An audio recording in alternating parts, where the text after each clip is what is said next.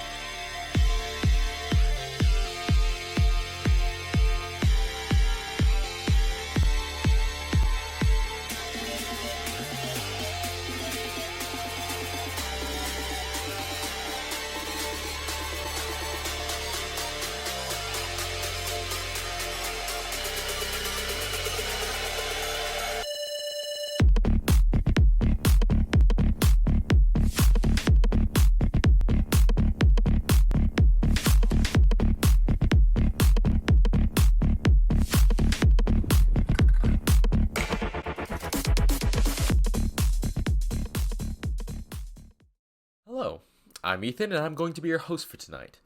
I really don't have anything funny or of great importance to say, so we can just go to the show.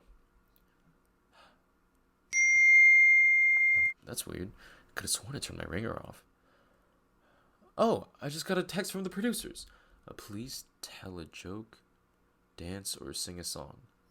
Oh, gee, I don't really know any jokes, and I can't really dance or sing.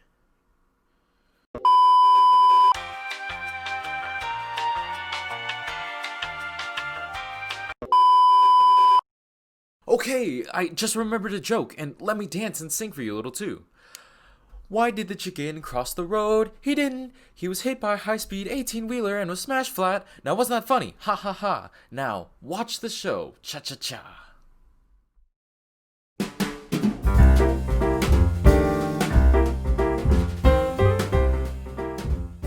One of my favorite traditions is going to the Christmas Eve service with my family, and at the end of the service everyone lights a candle and we all sing Silent Night together, and it's just beautiful seeing all the candles lit up and everyone just coming together. And then after the service, my family and I come home to our house and we have this amazing Italian dinner, and then we change into our cozy PJs and watch Christmas movies and make cookies for Santa, and then we wait for him to come the next day. Merry Christmas from me and Miss Susie. My favorite Christmas tradition would probably have to be the one we made up, where Our dad gets us one Christmas gift on Christmas Eve, and we get to open it and play with it all day. One of my favorite Christmas traditions is we make some yummy treats like decorate gingerbread houses and have tamales on Christmas Eve. And one of the things we do, we make popcorn and like M&Ms, and sometimes there's candy canes in like a cup, like a mix kind of thing, and hot chocolate, and we drive around and look at Christmas lights. And one time there was a house and it had like 100 Santas, like, I don't know, pictures, statues, blow up things. There's lots of interesting things we've seen. My favorite Christmas tradition is our big Christmas meal. Every year, all of our family that lives in the US meets back in California, and on Christmas Eve, we eat a big meal full of traditional Chinese dishes. And after that meal, we get to open presents. Happy holidays, my name's Ainsley, and my favorite Christmas tradition is when my mom and I get together in secret and wrap all my siblings Christmas presents, and when my family makes fudge to deliver on all our neighbors' doorsteps. Merry Christmas! My birthday is over Christmas Eve, so my favorite tradition is birthday cake! This is my off-on-the-shelf crumpet. So whenever we found her in a funny and wacky place, my dad would always yell in the funniest voice, "Crumpet!" And it was hilarious to me as a little kid. Today, I'm going to share a few what my parents did to my sister and me last Christmas. So we unwrapped this gift, and inside was this box. And it looked so awesome. And also on the back, it has this little guy screaming, and it's just filled with the gasoline. And then I opened it, and inside was coats. And it says, "Prank you. Don't get too excited, your gift is real inside." And that's it. Merry Christmas! My favorite Christmas story was about 2 years ago. My grandmother got my dad this llama hair soap. It was the soap that was inside llama hair and it would hang from the ceiling. My mother threw it away within us having 12 hours of owning it. Hi, so something that my family does every Christmas is on Christmas morning after we open presents, we go to IHOP and eat breakfast, and that's kind of goofy, but it's a lot of fun.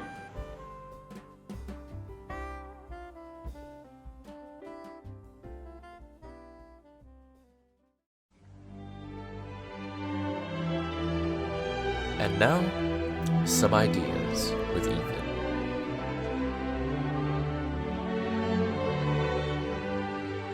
Hello, and welcome to Ideas with Ethan. We all know that Christmas is coming, and every year we wait eagerly for Santa to make his appearance. And there are those who eagerly want to see Santa Claus come down the chimney or through the door. The modern question we must ask today is, does Santa really visit, or does he just send down an elf? And are the elves dressed like elves, or do they dress like normal people? Let's find out. Well, we know what Santa looks like. The red suit, the white trim, the beard, etc. Now, if the elves were to dress as elves, then they would typically have red or green clothing, possibly shoes that curl up at the toes. Some have pointy ears, but not all do. Oh, and by the way, if you see a pointy-eared person in your house, it might not be an elf at all. It might be a troll. So this elf question really needs to be standardized. I'm talking credentials, a government-issued picture ID. But until that happens, the best thing you can do if you happen to be awake late on Christmas Eve and see an elf in your house is to observe whether or not they are placing presents under the tree or if they're taking them away. You have the right to ask Santa to come down out of his sleigh and verify that you have a Santa-approved elf. Oh, another way to tell if they're real elves is if they're quiet. Real elves can see in the dark. They don't trip over anything. Pony elves don't have the same ability and they're incredibly clumsy. Most likely it's a troll, a burglar, or mom and dad trying to sneak and put special gifts under the tree. If you are in bed and hear hammering, loud talking, or cussing, don't get up. It's probably just dad trying to put together a bicycle without looking at the instructions, so that the next day you're left with no bicycle because you wanted a bicycle the whole year. You were so good. I even cleaned the laundry. I mowed the lawn. I did all of my homework. And my dad said I could have a bicycle. But the next day, where was the bicycle? Nowhere, because he was too proud to just read the instructions and... Well, happy Santa hunting. And have your cell phone ready because Santa Claus is coming to town. So be good, or all of this is a moot point. You won't get anything.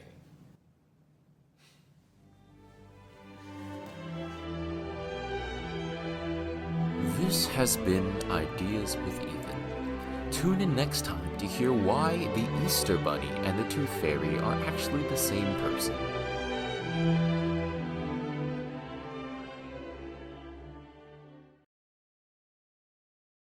Hi there, welcome to Conversations with Crystal, Christmas edition. So you know what this means? It's the part of our show where we get to interview one of our amazing actors. And today we have actually a real special treat. We have someone who's not currently acting in Punchline Players, but they are a very important member of our team, part of our tech team. So I'd like to welcome Ainsley Haas. Hi, Ainsley. Hi, Crystal. I'm so glad that you could join us, and as we're all getting ready for Christmas and everything is just so busy right now with all the activities, I'm just glad you were able to have some time for us to talk today. And please inform the audience who may not know, what is it that you do with Punchline Players? Yes, you probably haven't seen me before. I am one of our editors of our show. So I am the person that takes all of these video clips that are sent in by our lovely actors, and I'm the one that strings it all together and makes it into an episode. I'm making, cuts in interviews like this. I'm fading scenes together. I'm putting background music. I'm putting title slides. But I'm doing everything that, makes the show run that you don't really realize. It's quite a lot of it too. Yeah, we have our actors try to send it to us in the raw. A couple of them do their own edits, but there's a lot of footage. And I love how our editing team, when we got together, this is a cool thing. Let's do this. How are we going to do it? That we found a way, and everyone just dives into an assignment that they have every week, and it's just called Get Your Assignment Done, and we put it all together. And so yes, thank you for your hard work on that. It really helps our show shine, honestly. Of course. So now you do a lot of things also on stage. I mean, you've done a lot, and even though we're not seeing you in Punchline Players in that way, I'd love it if you would tell us just maybe a favorite role that you've had on stage and why. Just maybe something you've learned from a really cool experience. Yes. So this is kind of a two-part question for me, because I have a most influential role that led to my favorite role. Because my first year of acting that was really serious was with Actors of Christian Talent. I did Beauty and the Beast. And I was given the role of a silly girl who swoons over Gaston the entire show, basically. And I loved that role so much, and I really tried to dive as deep as I could into this, and I was screaming and I was fainting, and that led me into all of these other roles that involved screaming over some guy on the stage, whether it was Conrad Birdie or Gaston. I mean, it was just, I was always flirting with somebody. But that led me into my favorite role when we did 911 Gnomes in New York, and I got to play Vixen, where I was flirting with all the other reindeer and Frosty the Snowman. But that was definitely one of top tier role for me. I so enjoyed that show. I loved my outfit. I loved getting to do the crazy deer makeup. And I just loved that cast so much. So that was definitely one of my favorite roles. That was a great experience and a great cast. Yeah, you did a fantastic job on that. And I can see how that path, one role would lead to the other, because I've kind of seen some of that in you, that metamorphosis with, the different roles you've been given. And they're all very different, but there's something similar in several of them. And you've done quite a lot of work as well with, behind the scenes, and also with prop and set movement, and with understudies. You've been very dependable as an understudy, when of course you're very deserving of a lead as well. But tell me this, has there ever been a time when something has gone wrong on stage and you've had to figure out, what do I do? How do I keep the scene moving? Oh gosh, when you first said that, and immediately I had a thought in my mind, because I do a lot behind the scenes, yes, with like set movements and getting props to people and getting, things onto the stage. But there was one time where in Bye Bye Birdie, we had these doors that were part of the set, and, different doors signaled different scenes.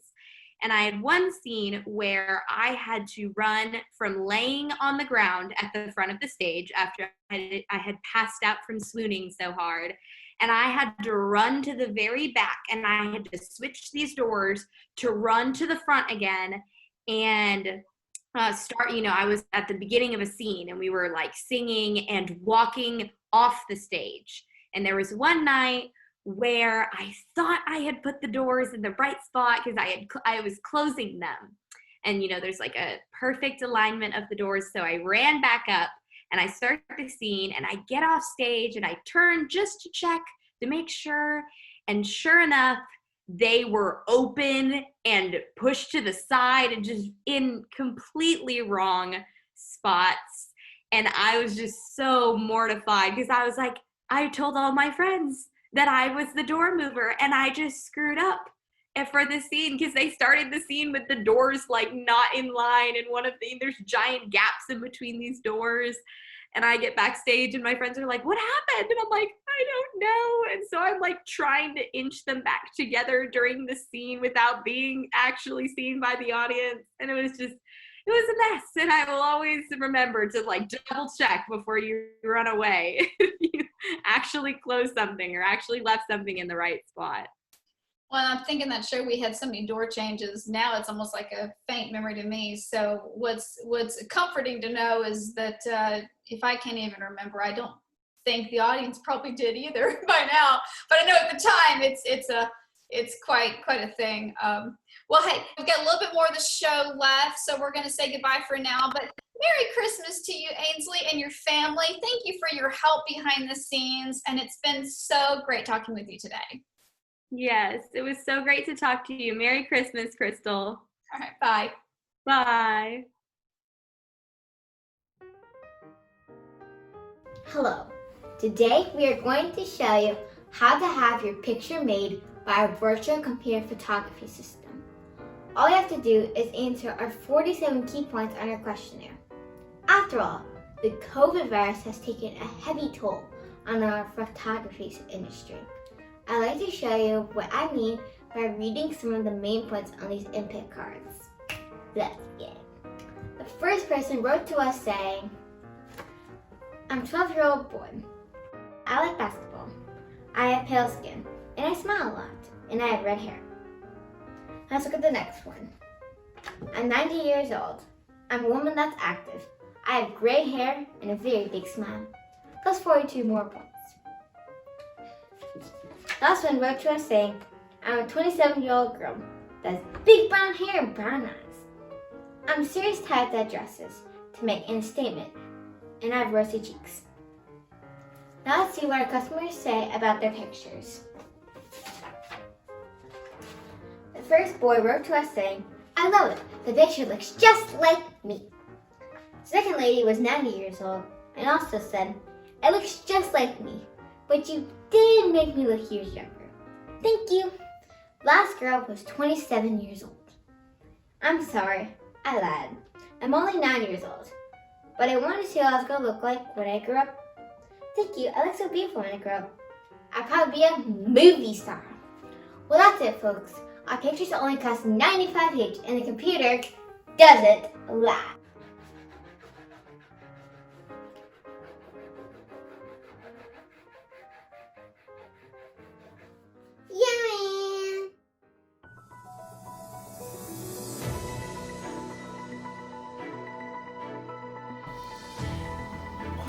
earth are you wearing? It was wear a sweater to work day. Yeah, wear a sweater, not wear a sweater made by your grandma. Jingle. Hello, and welcome to Comedy News Central. I'm your host, You Austin. say that every time. Why not switch it up a little? Why? I think the line sounds pretty good. Why not say like, Guten Tag, Mr. Austin, she's Elise. Because I'm not trying to be Jar Jar? No, Jar Jar would be, Mr. Austin, she's Elise. Look. Okay, how about this? How does this sound? Hello there! Nope. Sounds like you go kill somebody. Guten Tag, children. No, that sounded creepy. No. Bonjour, Mr. Austin, she's Elise. We are the best of friends. Now I don't even know what to do for the greeting. You got me all confused. We're live? Hi there, folks. Welcome to Comedy News Central. That's my line. Well, I do it better. I mean, can't argue with that. Today is a rather exciting day. We'll be looking into the election between Donald Trump and Hillary Clinton. It's been a tough battle, but wait, isn't this the election from 4 years ago? Hey, you're right. What the heck? Why do we have the election from 4 years ago? Well, we need to say something about politics. See, this is why we never do actual news, because we're always delayed. Why don't you say something about you running for president? What? Why me? Why not you? Because I'm Canadian. Well, that doesn't mean I want to run for president. No, take that banner down. Take that banner down! I just got an urgent news, breaking news. We have an ad to show for the Elise for President political party. I guess we're gonna show the ad. No! Don't dare show that! Graceful, elegant, charming. These are words that describe Elise, the newest candidate for United States presidency, and the one that will bring a bright future for us all. Vote Elise for your United States president. I cannot believe this is happening. Hey, you're number one on trending. Can we just move on to the next story? We know that 2020 has been a rough year, what with the virus canceling all sorts of sports left and right, and we could all use a little thankfulness in our lives. That's why we've created a top 10 list of the things we're most thankful for. Number 1, toilet paper. A true essential for any quarantine home. Number 2, toilet paper. I thought you said there were no repeats on this list. I wasn't sure there was. Well, you were in charge of the list. I just wrote down what people told me. Okay. We're gonna move on to number 3. Toilet paper. Okay, yeah, you know what? Why don't we look for something that isn't toilet paper? Number 17. I thought this was a top 10 list. I put down 10 extra. Number 17. Friends and family. So I could steal their toilet paper. Okay, yeah. We're gonna come up with a better list, because I think we all know toilet paper's pretty important, but that's no need to... Well, what is this? I'm sorry, everyone. We have to stop. There's a riot going on outside. A riot? What Yes. for? They need Elise out there to do her press conference now. What press conference? The one for your presidential campaign. Campaign? I never agreed. You gotta go! Austin, no! I wish her the best of luck in our presidential campaign. As her brother, I couldn't be more supportive. Good luck, Elise. We know you'll show patriotism wherever you go.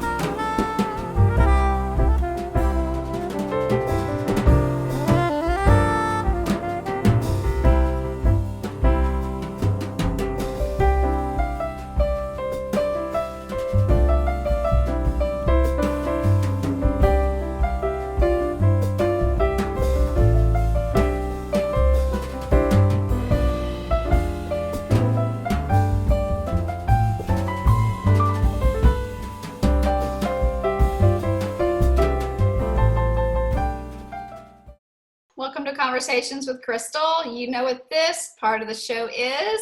It's where we get to interview one of our amazing actors to find out more about them. So today on the show, I have a very special guest. This is Ivy. Hi, Ivy. Hello.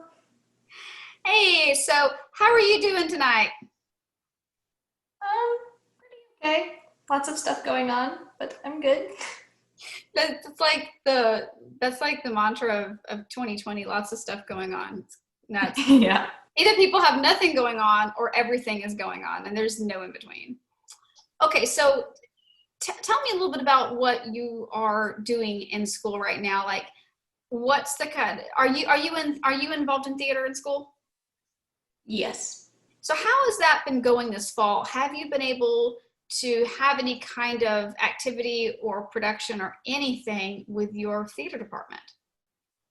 Yeah, I just finished up our musical, which I don't think that my theater program normally does musicals, so that was really fun.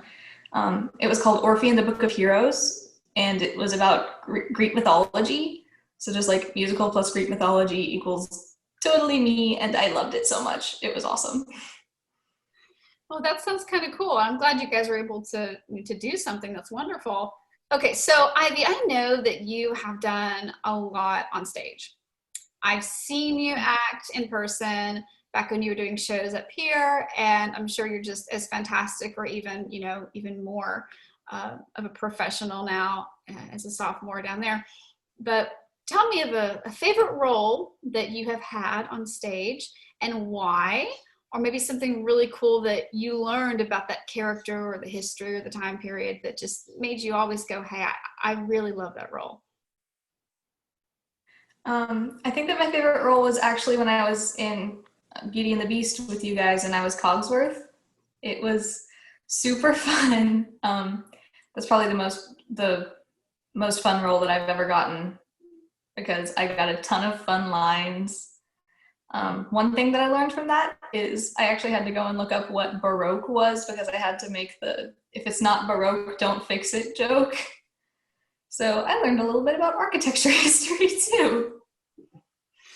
Yeah, it's pretty awesome. And it was so unique to, like, in casting, we had different guys involved. I mean, there's always less guys than girls in musical theater, we all know that. Yeah. But we had capable guys and just we saw your audition and it's like, I think she can pull off Cogsworth. Like, you had this very fresh, different approach to it that wasn't like a textbook Cogsworth when someone thinks this is what it is. And I just loved it. It was so different and unique. And I loved watching you on stage. So kudos to you. I do think that was an awesome role for you. It was so much fun. And you had a huge costume you had to wear and didn't ever trip over it or anything, apparently. So you did good. Hey, so I know it's getting close to Christmas time, and it's just always great to, get involved with all the things that make it Christmas. It's been such a rough year for a lot of people with COVID and just so many things that aren't normal. But any traditions, anything that you like to do every year around the holidays, or maybe your favorite dish you like to make, or I don't know if you even bake. Some people love baking, some people hate it and just order KFC. But I mean, anything you like to do and you're like, you know what? Forget about this thing with COVID. We're gonna do this. I actually do have a baking tradition that I do. I make these cookies. I think that they're officially called chocolate crinkle cookies, but I always call them chocolate snowstorms because they're just chocolate cookies with a ton of powdered sugar on top. And I make them every Christmas, and they're super good. Oh, that sounds really nice. I might need the recipe. Wow, I'm a big cookie fan. Well, hey, this has been so much fun. I miss you. I miss seeing you in person. Me too. I'm just so glad that we can still be involved this way, and love seeing all the fun things coming from you. Merry Christmas down there in Austin. And y'all, we've got a little bit more of the show, so stick around.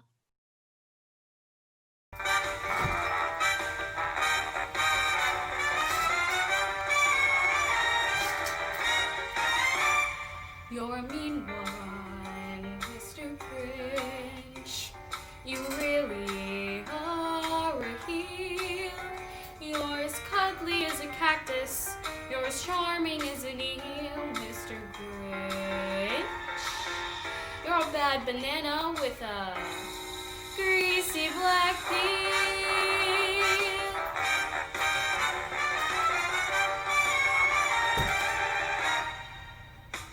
You're one slur, Mr. Grinch. Your heart's an empty hole. Your brain is full of spiders. You've got garlic in your soul, Mr. Grinch. I wouldn't touch you with a 39.5 gold.